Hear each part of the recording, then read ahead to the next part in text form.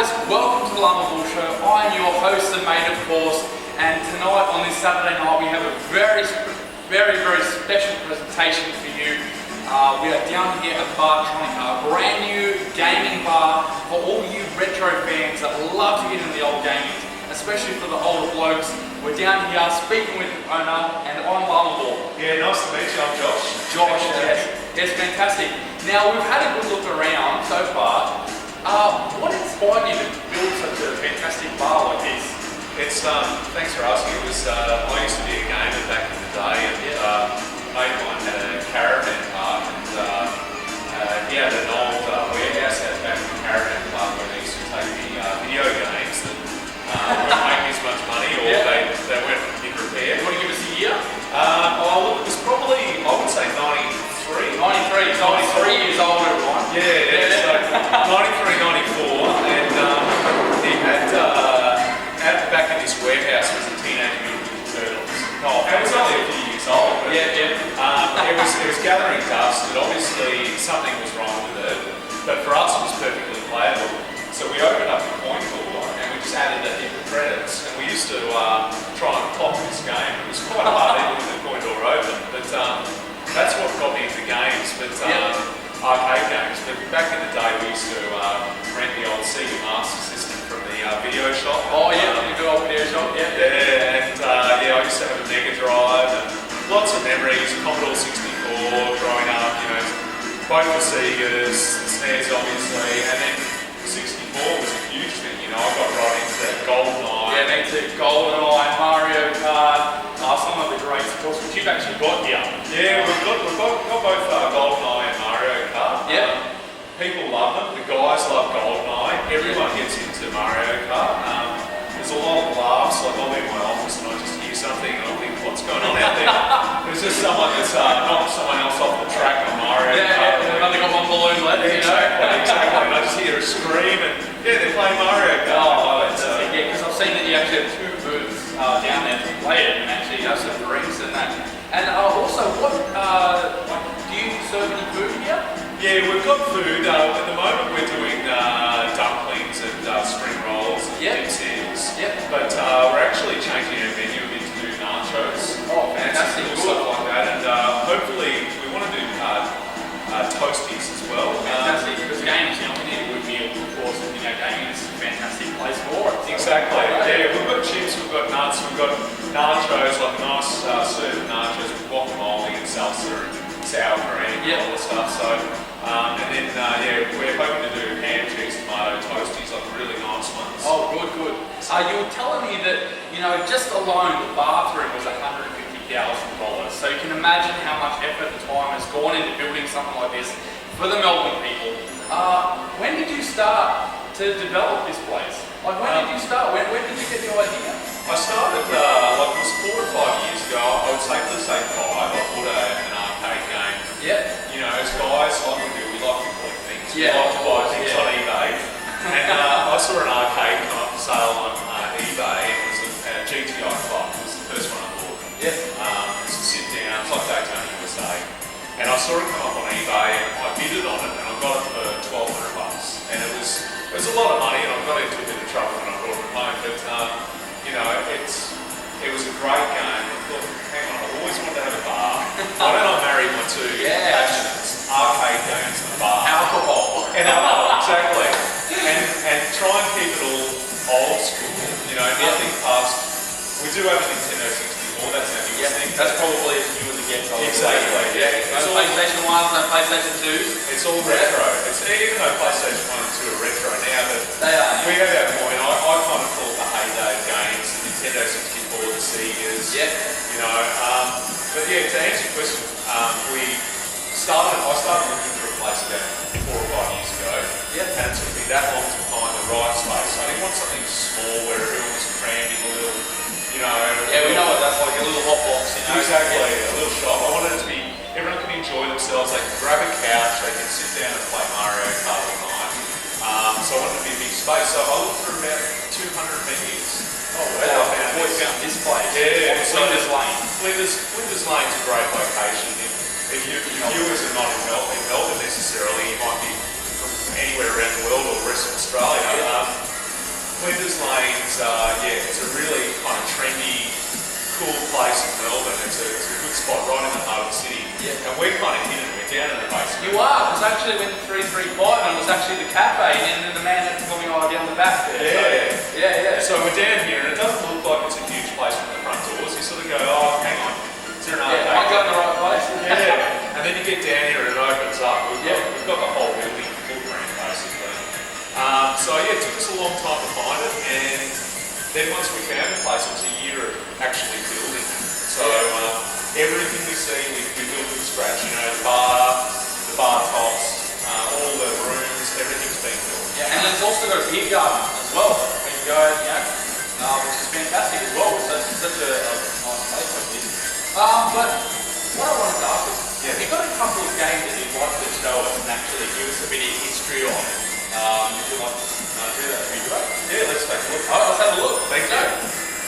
We've got Gunfire, which is from 1975. It's the oldest arcade we've got, and it's one of the really early arcades. We brought it over from America, we brought it over from Tennessee, and so I put it in a shipping container, and it actually had to go by road in a truck, and then it made it to Los Angeles, and then it was a shipping container to Australia, to Melbourne. And it's absolutely, like you can see the cabinet, it's mint. Yeah, it's mint condition, it's original work and everything, artwork and everything. But how much would something like this cost to bring it over from Tennessee? I think the shipping was about $2,500. $2,500? Yeah, the machine itself was about 800 or 900. Yeah. The shipping was $2,500. And it still takes original quarters too. Yeah, so it takes original quarters. So you just come over to the bar and we give you a quarter. Yeah. We may change that down the track. It would look like a nice Australian coin back in it. But, so at the moment it's only 2 players. This is before AI, so there's no versus computer option. It's right, okay. It has to be 2 real people. So we'll put in a quarter. It's a lot of fun. It's really basic, but it's good fun. People love it, you know. And this is the first actual game with the trigger.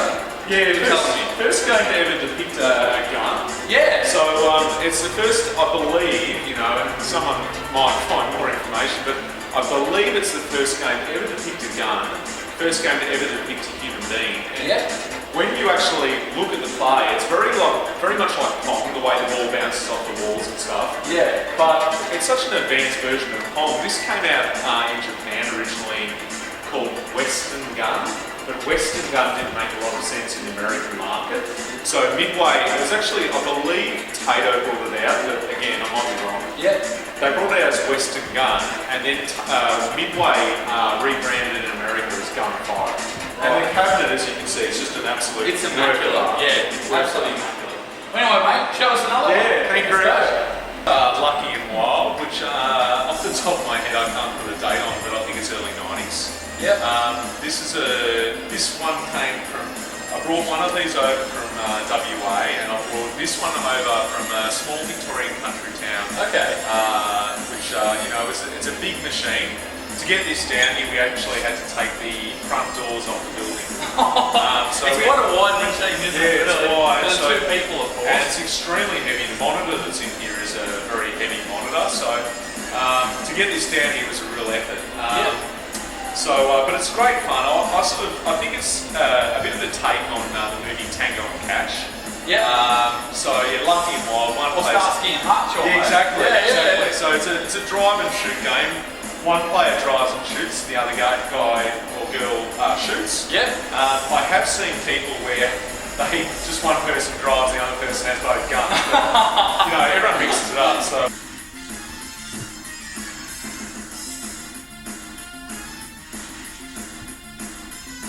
Payphones, we got it from an antique shop, and that actually got it from the guys that made the Matrix in Sydney. So I believe it was one of the props to dress the Sydney streets up to look like somewhere in America. I don't think it was actually the Matrix phone, but it was a prop from the film when they filmed in Australia, and it's pretty cool behind our bar. A lot of arcade games today. Bartronica, Saturday night. Yes. And I've also heard that you're going to have a DeLorean as well. We've got a DeLorean. I'm sort of a bit of a car nut as well. So we've got a DeLorean coming along on Saturday night, so that's going to be parked up out the front.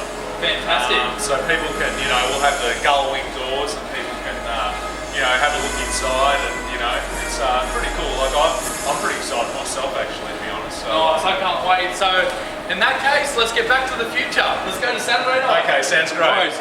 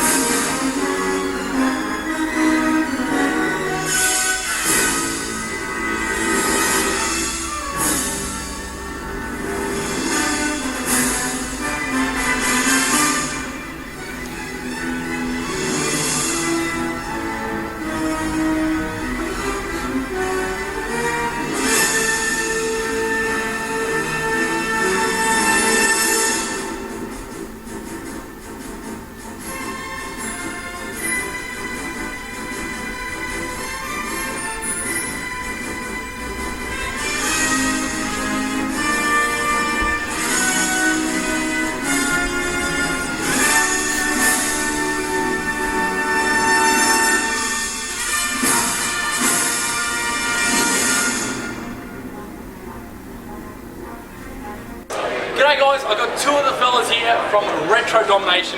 We're down here at Bartronica with Matt and Dazza. Hello. Hello. Matt, what has been your favourite game this evening, mate? Well, I'll tell you what, I can't go past the Teenage Mutant Ninja Turtles game. I absolutely love the Ninja Turtles when I was growing up. So to sit there and play that, but relive my childhood days, it's a very, very special moment for me. So, and what was also cool is you've got the Turtles pinball machine, which I've never played before. Yeah, It's the so other end of the cool. bar, I know. Awesome stuff. It's all cheap games here too, 20 cents a hit, still 90s prices. Yeah, Which is well, great. Quarters, they run in Yeah, quarters. some of them run on it. Yeah, that's right. Fantastic. What about you, Daz? What did you enjoy Well, I tonight? was quite impressed with Blind 42 actually.